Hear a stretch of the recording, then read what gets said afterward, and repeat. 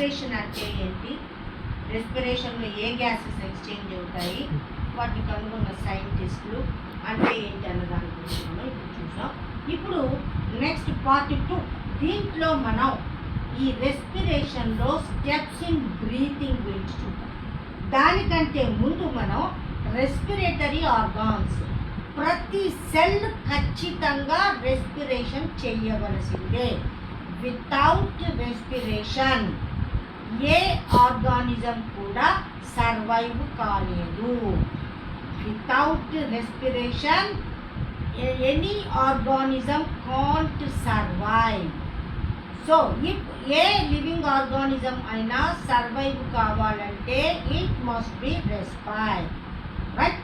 అయితే ఒక్కొక్క ఆర్గానిజంకి ఒక్కొక్క ఆర్గాన్ అనేది రెస్పిరేషన్లో పార్టిసిపేట్ చేయడం జరుగుతుంది. రెస్పిరేషన్ అనేది కంప్లీట్గా ఆర్గానిజం ద్వారానే జరుగుతుంది. అలాంటి ఆర్గానిజమ్స్, ఒక్కొక్క ఆర్గానిజమ్స్కి ఎలాంటి రెస్పిరేటరీ ఆర్గాన్స్ ఉన్నాయి అన్న దాని గురించి చూద్దాం. దీనికంటే ముందు మనం single cell animals, unicellular organisms, వాటిల్లో రెస్పిరేటరీ ఆర్గాన్స్ అనేవి స్పెషల్గా ఉండవు. వాటిలో ఈ రెస్పిరేషన్ అనేది త్రూ వేటి ద్వారా జరుగుతుంది అంటే బాడీ సర్ఫేస్ ద్వారానే జరుగుతుంది. డిఫ్యూషన్ మెథడ్లో బయట నుంచి ఎయిర్ లోపలికి వస్తుంది. అదే డిఫ్యూషన్ మెథడ్లో లోపలున్న ఎయిర్ మళ్ళీ బయటకు వెళ్ళిపోవడం జరుగుతూ ఉంటుంది. బాగా డెవలప్ అయిన ఆర్గానిజమ్స్లో, వెల్ డెవలప్డ్ లివింగ్ ఆర్గానిజమ్స్లో specialised organs for respiration. What are they?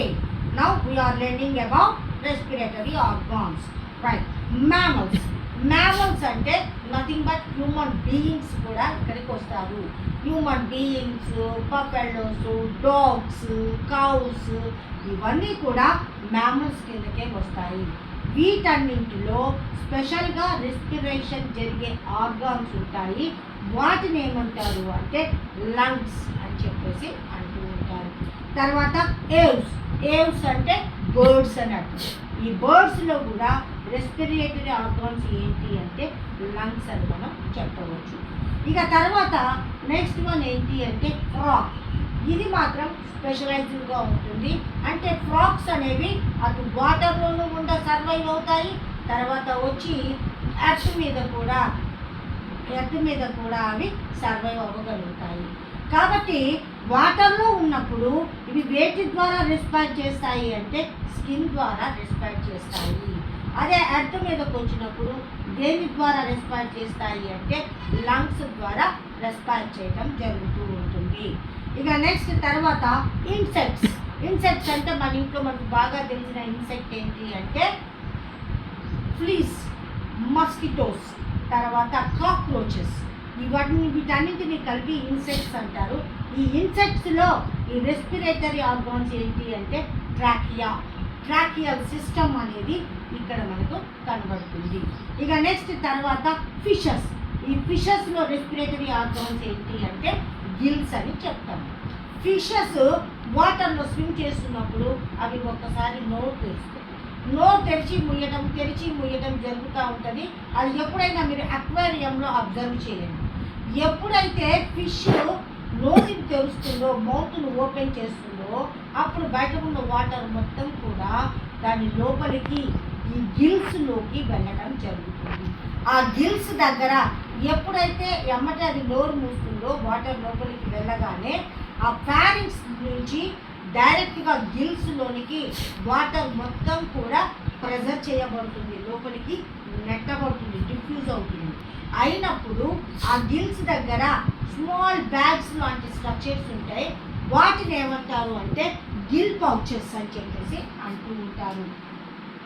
ఈ వాటర్ అనేది ఫిషెస్లో మనం మెయిన్గా రెస్పిరేషన్ ఎట్లా జరుగుతుందో చూద్దాం. వాటర్ అనేది ఏమవుతుంది, ప్రెజరీగా ఫారింగ్స్ నుంచి ఎక్కడికి వెళ్తుంది అంటే గిల్స్లోకి వెళ్తుంది. గిల్స్ దగ్గర చిన్న పౌచెస్ ఉంటాయి. వాటిని ఏమంటారు అంటే గిల్స్ పౌచెస్ అని చెప్పేసి చిన్న బ్యాగ్స్ ఉంటాయి.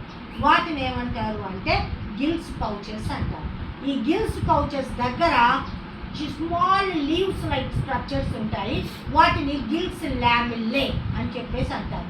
ఆ లామిల్లే దగ్గరికి ఈ వాటర్లో ఉన్న ఆక్సిజన్ అందులోకి డిఫ్యూజన్ మెథడ్లో దాంట్లో డిజాల్వ్ అయిపోవడం జరుగుతుంది. ఆ వచ్చిన ఆక్సిజన్ని ఈ ఫిషెస్ రెస్పిరేషన్ జరుపుకొని ఎనర్జీని రిలీజ్ చేసుకుంటే, మెటబాలిక్ యాక్టివిటీస్ జరుపుకొని మళ్ళీ ఇమ్మీడియట్గా CO2ని అదే డిఫ్యూషన్ మెథడ్లో లామిల్లే నుంచి గిల్ పౌచెస్ నుంచి గిల్స్ నుంచి త్రూ మౌత్ అది నోరు ఓపెన్ చేయగానే మళ్ళీ అదే వాటర్లో ఈ CO2 బయటికి రావడం జరుగుతుంది. ఇట్లా ఫిషెస్లో గిల్స్ ద్వారా బ్రీతింగ్ లేదా రెస్పిరేషన్ అనేది జరుగుతుంది.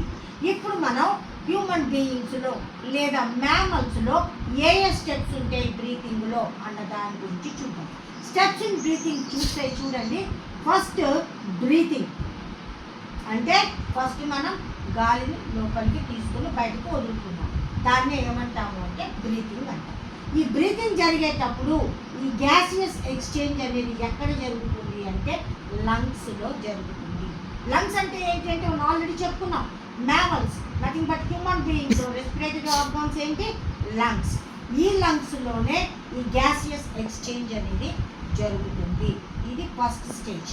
ఇక నెక్స్ట్ స్టేజ్ ఏంటి అంటే లంగ్స్ నుంచి ఈ గ్యాసెస్ ఎందులోకి వెళ్తాయి అంటే బ్లడ్లోకి వెళ్తాయి. మరి బ్లడ్ నుంచి ఈ గ్యాసెస్ని ఎక్కడెక్కడికి తీసుకెళ్తుంది అంటే టిష్యూస్ దగ్గరికి తీసుకెళ్తుంది. టిష్యూ అంటే ఏంటి గ్రూప్ ఆఫ్ సెల్స్ అన్నింటినీ కలిపి టిష్యూస్ అంటారు. టిష్యూస్ అన్నీ కలిసి ఆర్గాన్స్ని ఫామ్ చేస్తాయి. అయితే ఈ టిష్యూస్ దగ్గరికి ఈ బ్లడ్ అనేది గ్యాసెస్ని తీసుకొని వెళ్ళిన తర్వాత ఆ టిష్యూస్ లోపల ఏముంటాయి అంటే మళ్ళీ సెల్స్ ఉంటాయి. ఆ సెల్ లెవెల్లో మనకి మెయిన్గా రెస్పిరేషన్ అనేది జరుగుతుంది. ఇక్కడ టోటల్ రెస్పిరేషన్ కంప్లీట్ అయిపోయి ఆక్సిజన్ని తీసుకొని ఎనర్జీని రిలీజ్ చేసి మళ్ళీ అది రిటర్న్లో CO2ని రిలీజ్ చేస్తుంది. ఇక్కడ నుంచి మళ్ళీ సేమ్ ఇదే మెథడ్లో టిష్యూస్ నుంచి బ్లడ్ నుంచి లంగ్స్ నుంచి మళ్ళీ బయటికి ఎయిర్ వచ్చేసేయటం జరుగుతూ ఉంటుంది. ఇట్లా ఈ బ్రీతింగ్లో మొత్తం ఎన్ని స్టెప్స్ మనకు కనబడతాయి అంటే breathing, gases exchange at lungs, transport by blood, tissue level, next cellular respiration అని టోటల్గా 4 స్టెప్స్ అనేవి మనకి ఈ బ్రీతింగ్లో కనబడటం జరుగుతూ ఉంటుంది.